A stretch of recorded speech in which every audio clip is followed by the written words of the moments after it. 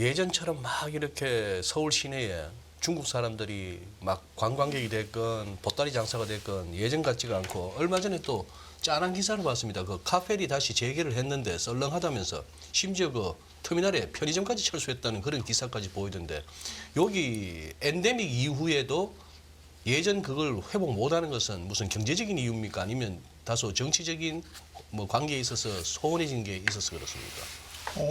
경제적인 이유 하나 있고요. 네. 그 다음번에 이제 한국에 관한 매력도가 떨어졌다는 데서 매력도. 또 답을 찾아야 돼요. 그래서 뭐 중국 같은 경우도 보면은 이제 풀었는데 왜 안 사냐 그러는데 제가 볼 때는 중국은 3년 동안 이제 문 닫아 놓는 바람에 사람들이 소비 본능을 잊어버린 이제 그런 현상이 나타난 것 같아요.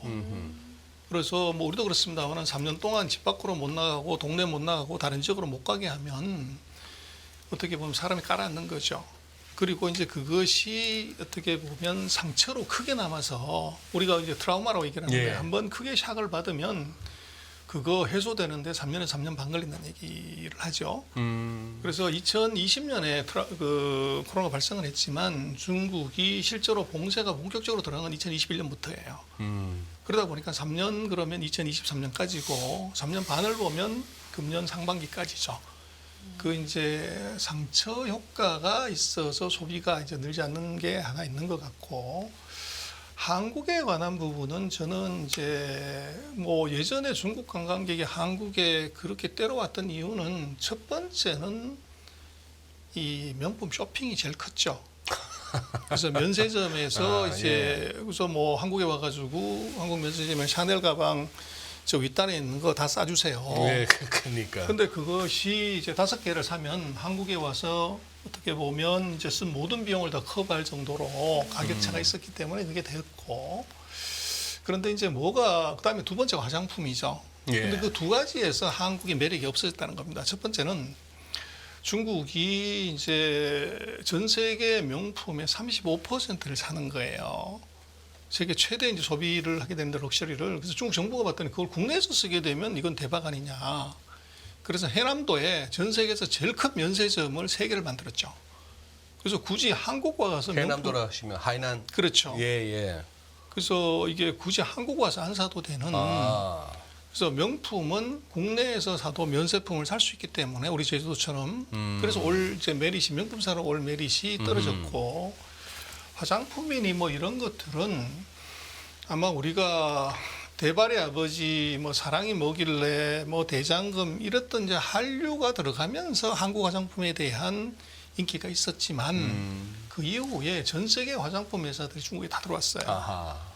그러니까 굳이 이게 한국 화장품을 그렇게 열심히 써야 될 이유가 없고 코로나 전에 중국이 해외여행을 얼마를 갔냐면은 1억 6천만 명이 갔어요.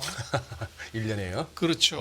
그래서 이제 한국의 화장품, 한국의 배우, 연예인들이 쓰는 화장품을 쓰면은 저렇게 얼굴이 고와지고 이제 행동 거지도 좋아지는 거다 이런 이제 착각을 할 수가 있었는데 문제는 1억 6천만 명이 전 세계의 명품점 그리고 집에 돌아올 때 면세점을 다 들러봤는데 거기에 메이드 인 코리아는 없었어요.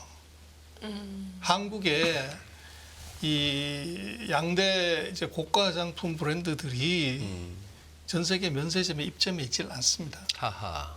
그러니 드디어 알아버린 거죠. 한국은 이게 명품에 입점할 수 있는 수준의 브랜드가 아니라는 거를. 그래서 이제 그게 어떻게 보면 약간 마음이 좀 아팠는데요. 네. 우리의 화장품의 퀄리티가 떨어졌거나 무슨 이게 문제가 아니고 중국인의 눈높이가 달라졌다.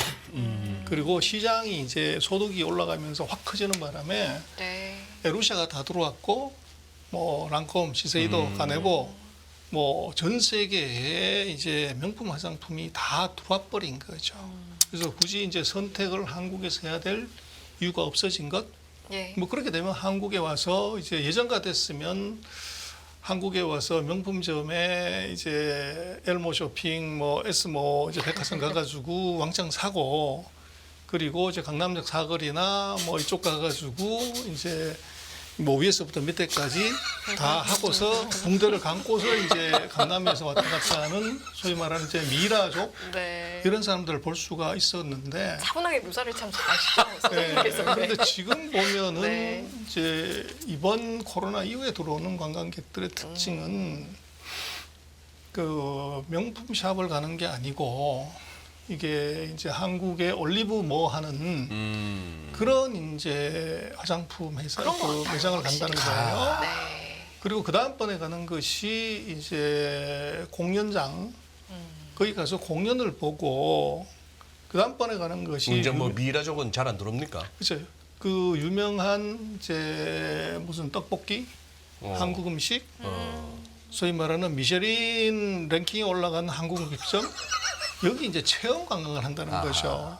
그러고 나서 소비 이제 패턴이 바뀌었네요. 그렇죠. 그냥 네. 돌아가든지 아니면 일부는 이제 강남에서 다시 이제 전체를 한번 하고 가는 이제 그런 게 있지만 과거에 비해서는 그게 굉장히 많이 떨어진. 그래서 그것은 아마 중국의 눈높이 바뀐 것에 가장 큰 이제 요인이 있는데 그래도 우리는 여전히 그 코로나 3년 동안 중국이 어떤 변화를 겪었고 이게 무슨 생각을 하고 있고 중국 정부 정책이 뭐가 바뀌었는지 우리는 전혀 공부하지도 않지만 알려고 하지 않았던 거죠.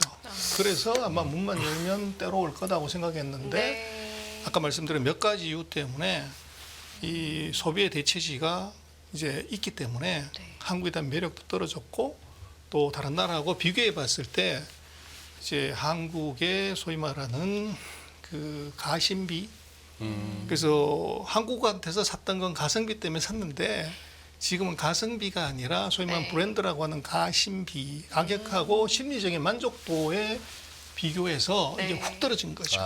그러니까 이게 소비 패턴의 변화나 그 배경에 대해서 정말 실상을 정말 꼼꼼하게 지금 잘 설명을 해주셨거든요. 근데 이제 이 이야기를 듣다 보면 결국에는 본질적으로 이 질문으로 좀 넘어가 볼 수 있을 것 같아요. 그렇다면 중국인의 소비력과 거기에서 조금 더 깊이 들어갔을 때 거기에 대한 근원이 될 수 있는 중국의 경제는 지금 어떤 상황인가라는 질문을 드려본다면 지금 뭐 최근에 우리나라 국민들이 알고 계실 만한 이슈는 뭐 헝다그룹, 중즈그룹, 뭐 부동산이라든가 이런 이야기는 아마 많이 들어보셨을 거예요. 지금 중국의 경제 상황을 진단하신다면 어떤 말씀 해주실 수 있을까요? 중국은요 황하강이 범람을 하게 되면 왕조가 바뀌는 나라예요. 2000년 동안 중국의 역대 황제들을 보면요 그 쌀밥 먹은 사람이었고 창업 황제들은 다 국수 먹은 사람들이에요.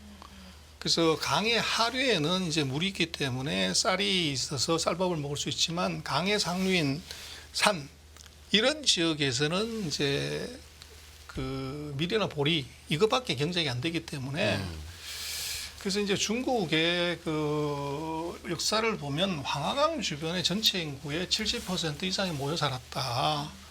그래서 이제 그렇게 얘기를 하면 그 말이 되는 소리를 해야지. 그러지만 우리도 한강 수계를 놓고 보면 서울 인구 2,500만이잖아요. 그럼 50%. 그리고 인천, 경기, 강원도 일루까지 합치면 우리도 60, 70%가 한강 수계에 모여 살아요. 네. 그런데 한강하고 중국의 황하강의 차이는 뭐냐면 황하강은 물 한 말에 흙이 6대에서 7대다. 그래서 왜 황하냐 그러면 흙이 너무 많이 포함돼서 물이 누렇게 보여서 황하거든요. 물 한 말에 흙이 6대나 7대다. 그렇죠. 6, 7알이 흙이다. 그렇죠.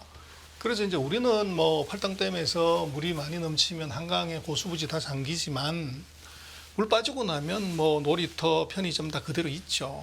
근데 중국은 화강이 범람을 해버리면 평평한 운동장이 돼요. 그럼 거기는 먹을 것도 없고 입을 것도 없고 잘 것도 없어지죠. 그러면 정말 아무것도 없는 이제 알거지가 되는데 그렇게 네. 되면 굶어 죽거나 털다 죽거나 똑같아요. 네. 그러면 이 사람들이 남쪽에 홍수가 나지 않은 부자들을 터는 거죠. 근데 부자들을 털다가 재미가 나면 관가를 텁니다. 관가를 털면 굴량미가 있죠. 네. 그리고 관가를 털다가 힘이 생기면 나라를 털어버리는 것이 중국의 왕조 변화의 역사예요. 그래서 중국에 제가 볼 때는 작년 7월 달에 황하강이 터질 뻔한 것 같아요. 그래서 그건 이제 현대적으로 해석을 하자면 실업률이 높아지면 나라가 엎어지는 거죠. 네. 그리고 실업률이 높아진다는 것은 물건 살 수 있는 여력이 없어서 소비가 마이너스 되고 실업률이 높아지면 나라가 망하는 것이 중국인데 보통 중국의 소비는 항상 GDP 성장률의 한 2배 정도, 10% 이상의 성장을 했어요. 근데 작년 7월 달에 보면 이게 2.5%까지 떨어지고 소비를 2배로 나누면 상품 소비하고 서비스, 관광이라든지 네. 음식점 이게 있는데 상품 소비가 1%까지 떨어졌어요. 그럼 감내버려 두면 그냥 마이너스 들어가는 거죠. 그러면 현대적인 의미로 이것은 강물이 터지는 겁니다. 그래서 중국은 이제 8월 달에 보면 중국 정부가 한 달에 경기 부양책을 28가지를 쏟아붓습니다. 작년 그래서 8월에요? 그렇죠. 그리고 8월, 9월, 10월, 11월 달까지 연속 4달. 그래서 이제 11월 달 통계를 보면 소비가 이게 2.5가 10.5까지 올라와요. 그래서 겨우 강독을 막은 거죠. 네, 예. 그래서 중국의 문제는 지금 중국 경제는 뭐 이게 외국인이 뭐 간다 무슨 뭐 부동산이 무슨 그게 아니고 이 사람의 마음이 가라앉은 것.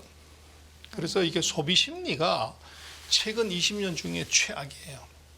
그래서 보통 한 180 이렇게 가다가 이게 지금 70에서 80선에서 옆으로 이제 행보를 해버리는 거죠. 그래서 중국의 지금 문제는 사람 마음의 문제고 이게 소비 심리가 바로 투자 심리인데 미국이 그런 얘기하죠. 바보야 경제야. 근데 지금 중국은 돈이 없는 건 아닙니다. 그래서 중국이 뭐 이게 최근에 FDI가 뭐 순유출이 나와서 30만 큰일 났다 이러는데 중국이 작년에 무역수지 흑자가 8천억 달러 가까이 돼요. 외환보유고가 3조 2천억 달러입니다. 네. 전 세계의 외환보유고 28%가 중국에 있어요. 그래서 돈이 없는 게 아니고 돈을 쓰려고 하는 사람들이 없다는 게 문제예요.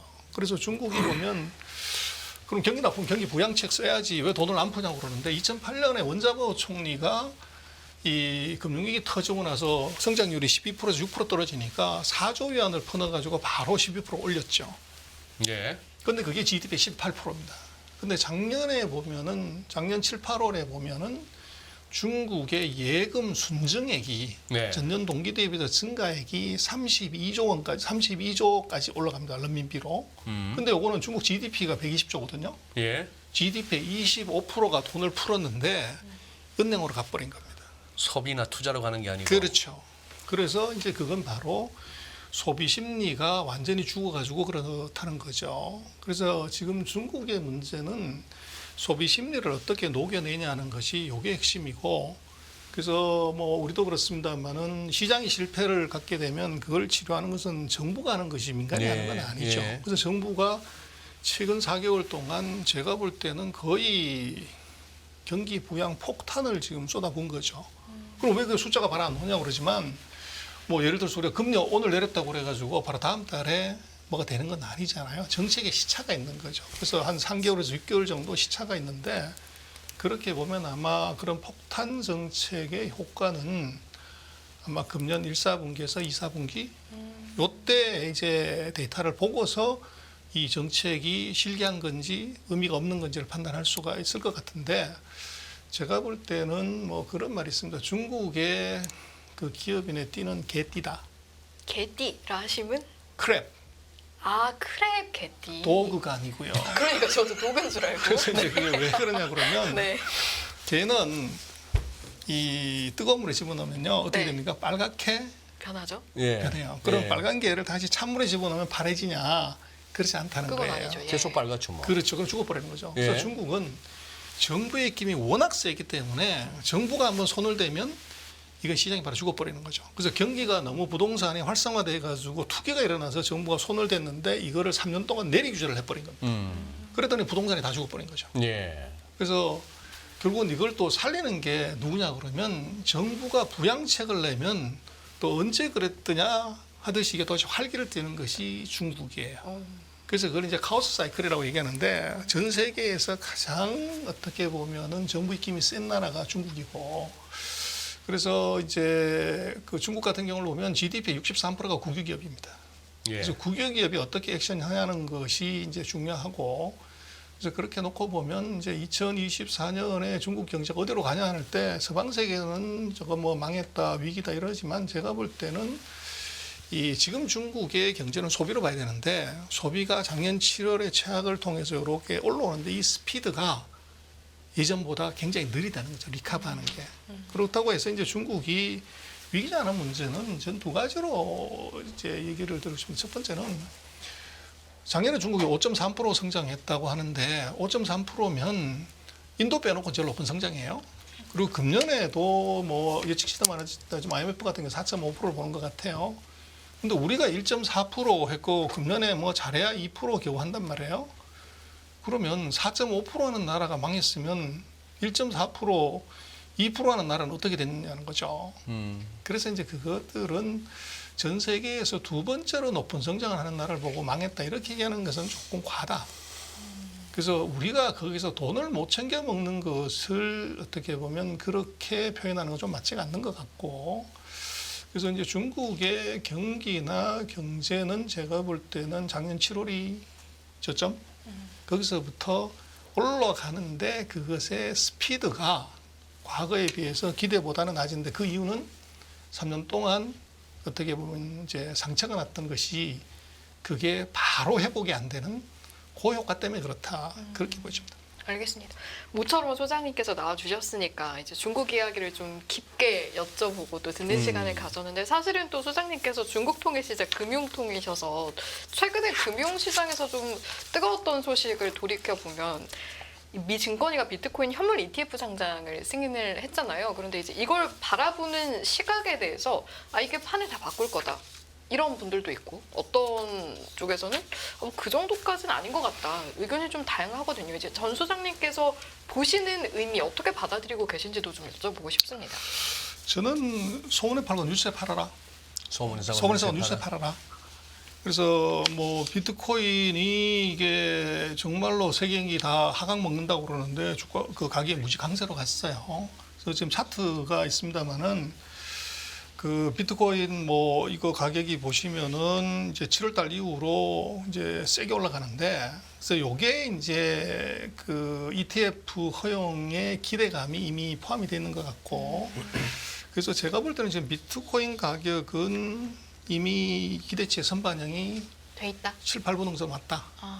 그래서 뭐 조금 더 갈 수는 있지만 오히려 지금은 비트코인 ETF에 이제 흥분하기보다는 이제 나타날 수 있는 조정기를 조심해야 된다. 그래서 똑같은 의미로 제가 다른 차트를 하나 갖고 왔는데요. 네. 2004년 11월 달에 금괴 ETF가 났어요. 금괴 ETF. 그렇죠. 지금 차트 보시면 파란 점이 찍히는 데가 바로 금괴 ETF인데 그 이전에 지금 가격이 거의 2년 동안 쫙 올라가죠. 특히 이제 계속 올랐네요. 승인 나기 바로 예. 직전에 보면 거의 70도 각도로 올라가죠. 예. 근데 조금 더 올라갔다가 그 다음번에 거의 뭐 2년 반, 3년 동안 옆으로 행보를 하죠. 그러니까요. 그리고 그 다음번이 은괴입니다. 2006년에 은에 대해서 ETF를 또 허용을 했어요. 예. 그것도 보시면은 허용하기 전에 이게 아주 수직 상승을 합니다. 하고 난 다음번에 이제 훅 떨어지는데 결국은 비트코인이 뭐냐고 그러면 금이죠. 디지털 금이라고 많이 표현하죠. 예. 그래서 이 똑같은 골드인데 이제 골드보다 조금 못한 게 이제 실버라고 하면 2004년, 2006년에 금괴, 은괴 ETF 사례를 지금은 아마 비트코인에 대해서 조금 우리가 신중하게 정해볼 필요가 있지 않나 생각합니다.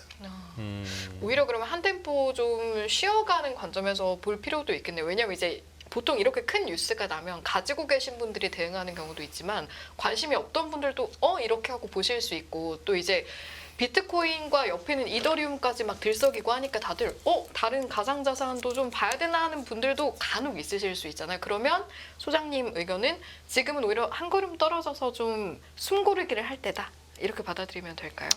그렇습니다. 저는 뭐 방금 보여드린 두 개 차트를 한번 보시고 이게 판단을 뭐 투자는 자기 책임이라고 그러잖아요. 물론 그렇죠. 예. 그래서 예. 차트 한번 보시고 네. 그 의사결정하시는 게 좋지 않나 싶습니다. 선생님, 이것도 한번 여쭤보고 싶은데 저기 오늘 이제 발표된 중국 CPI가 전년비 마이너스 0.3입니다. 그때 12월 달에 나왔던 거는 0.5. 전년비 마이너스 0.5였고. 예. 자, 그러면은 지금 서방에서는 미국을 비롯한 여기는 지금 뭐 한 6, 7%대까지 올라갔던 거 이제 3%대, 4%쯤 오니까 디스인플레이션이라고 좋아하고 이제 뭐 조만간에 금리 내린다 이러고 있는데 지금 중국 CPI나 PPI가 마이너스로 돈 지가 몇 달째 됐는데 요게 좀 이렇게 전반적으로 글로벌리 영향을 줄 것 같은데요. 이제 이게 좀 우리하고 다른 거를 인식을 해야 되는데요. 아, 그래요? 중국 우리하고 다른 거 많아요. 다른 거 많아요. 그래서 우리가 왜 중국을 이해를 못하냐면 네. 익숙한 것 같으면 가보면 달라요. 제가 보면 중국이 어떤 나라냐면 북한하고 미국을 섞어놓은 나라다. 와, 쉽지 않은 조합이 이렇게 잘 섞였네요. 네. 그러니까 하면 공산주의 국가인데 가보면 미국하고 똑같은 시스템이란 말이에요. 근데 안을 들여다보면 우리는 북한도 잘 모르지만 미국도 잘 몰라요. 그러니까 중국은 북한 50%, 미국 50% 곱하기 하면 25%밖에 안 되는 거죠. 야, 양극단이 섞여 있는 그렇죠. 것도 참 근데 신기합니다. 이제 중국은 뭐를 봐야 되냐면 소비자 물가 지수에서 우리나 미국 같은 경우는 부동산 뭐 이제 이런 내구재들의 비중이 커요. 근데 중국은 인당 소득이 뭐 $10,000도 안 됐던 나라이기 때문에 먹는 것의 이 비중이 CPI 구성률이 30%가 넘어요. 아니 또 돼지고기 가격이 그 중에서 나오니까. 이제 돼지하고 채소의 비중이 제일 커요. 아, 네, 예, 네. 예. 근데 최근 이제 1년 동안에 돼지 가격이 폭락을 했어요. 아하. 그리고 중국은 이제 작년에 보면 태풍이나 뭐 이런 게 별로 없어가지고 채소 가격이 이게 많이 떨어졌어요. 그게 CPI의 마이너스 영향을 가장 그렇습니까? 크게 줬고, 그리고 이제 우리가 디플레를 판단할 때는 이제 코아 CPI를 보죠. 예. 근데 코아 CPI는 그 작년 7월인가가 마이너스고 그 이후로 계속 플러스입니다. 그래서 마이너스가 아니에요. 예. 그래서 그렇게 이제 볼 필요가 있고, 물론 경기가 아직 내수가 완전히 회복이 안 된 상태에서는 맞지만 우리가 이제 CPI 마이너스의 디플레라고 얘기하려면 CPI가 마이너스가 당연히 들어가야 되지만 거기에 생산 소비 소득이 다 마이너스가 들어가야 우리가 디플레라고 얘기할 수 있고 그것이 또 적어도 한두 분기가 지속이 돼야 디플레라고 예. 얘기하죠. 예. 그런데 지금 중국은 생산 소비 뭐 소득이 다 마이너스가 아니에요. 그래서 그건 조금 다르게 봐야 되는 것 같고 그래서 지금 중국의 그 CPI를 갖고서 디플레라고 얘기하면 내수가 굉장히 나쁘다, 문제가 크다고 그러면 빨리 공장 빼고 이제 나와야 된다 이렇게 많이 보죠. 근데 그거는 우리 기준으로 보지 말고 중국을 가장 잘하는 나라가 어느 나라일까요? 미국입니다. 미국이 가장 잘하는데 그럼 미국 기업은 어떤 액션을 취하고 있냐를 봐야 되는데 우리는 뭐 한국의 삼성전자나 현대차가 이제 다 공장 다 빼고 나고 중소기업 다 나온다고 하는데 그러면 저게 디플레로 가고 일본하고 같이 가는 나라에 GM하고 포드는 왜 공장 문 안 닫고 계속 사업을 하냐? 그리고 애플은 왜 거기서 계속 공장을 하냐? 그리고 내수가 엉망진창이라고 하면은 맥도날드하고 월마트하고 스타벅스하고 코카콜라는 왜 중국에서 문 안 닫고서 계속 장사를 하고 계속 점포를 늘리냐에 답이 있는 거죠. 그래서 이제 우리로서는 우리나라 기업들의 이제 퇴출이나 어떻게 보면 경쟁력 약화로 인한 그 중국에서의 도태를 이걸 중국의 시장에다가 이제 갖다 놓고서 해석을 많이 하는 것 같아요. 그래서 제가 볼 땐 중국의 불황이나 그 디플레로 인한 장기적인 불황의 여부는 한국 기업이나 언론의 헤드라인에 보지 말고 미국 기업을 중심으로 판단하면 된다. 그러면 마지막으로 뭐 시간상 소장님 보시기에 이게 또 중국 증시나 홍콩 증시가 우리 국내 투자자분들한테 몇 차례 상처를 주고 있고 지금도 또 홍콩 항생 H 관련한 ELS가 초미의 관심사입니다. 뭐 이제 곧 이제 결론이 나겠습니다만 아니 중국 이렇게 투자하라는 어떤 추천은 많고 해서 제법 돈이 들어가 있는데 지금까지는 실적은 안 좋았습니다. 그 어떤 투자 관점에서는 중국 어떻게 보십니까? 그걸 한 1분 정도 시간 내에 저희가 예, 들어야 그래서 될것 최근 같습니다. 3년 동안 전 세계 주가 빠진 뭐 유일한 나라가 중국이고 이거는 그러니까요. 환율 금리 경기에 있습니다. 예. 환율이 계속 절하가 됐고 예. 금리가 미국보다도 마이너스가 나왔고 네. 그래서 경기는 이제 말씀드린 것처럼 이제 작년에 샥을 이제 마지막으로 크게 받았기 때문에 그렇고 근데 금년에는 그 세 개 변수가 다 거꾸로 갈 것 같아요. 환율은 절상되고 금리는 떨어지고 그리고 경기는 서서히 올라가는 구조. 그렇게 놓고 보면 제가 볼 때는 뭐 그런 얘기하죠. 어떤 빅데이터 돌봐도 4년 연속으로 주가 빠진 나라는 없었다. 그래서 중국이 그 역사를 또 쓸지는 모르겠어요. 그러나 지금 그 매크로 변수 세 개를 놓고 보면 이게 거꾸로 먹기 때문에 아마도 금년은 아까 말씀드렸던 중국의 정부 정책의 효과가 경기로 나타나는 아마 금년 2, 4분기 이후 뭐 이때는 아마 이런 매크로 지표들이 어떻게 보면 투자 심리를 되돌리는 쪽으로 갈 수 있지 않을까 그렇게 조심스럽게 뭐 전망해 볼 수 있을 것 같습니다. 알겠습니다. 자, 여기까지 듣고 1부 마무리하죠. 홀린 듯이 듣다 보니까 1시간이 너무 부족합니다. 자, 오늘 네. 1부 이 시간은 전병서 중국경제금융연구소 소장님과 함께했습니다. 잘 들었습니다. 네, 고맙습니다. 고맙습니다. 안녕하세요. 이승입니다. 더 많은 영상을 보고 싶으신 분들은 화면 오른쪽에 있는 구독 버튼을 눌러주시기 바랍니다. 그리고 영상을 보시면서 좋아요는 필수인 거 아시죠? 항상 인포맥스 라이브를 사랑해 주셔서 감사합니다.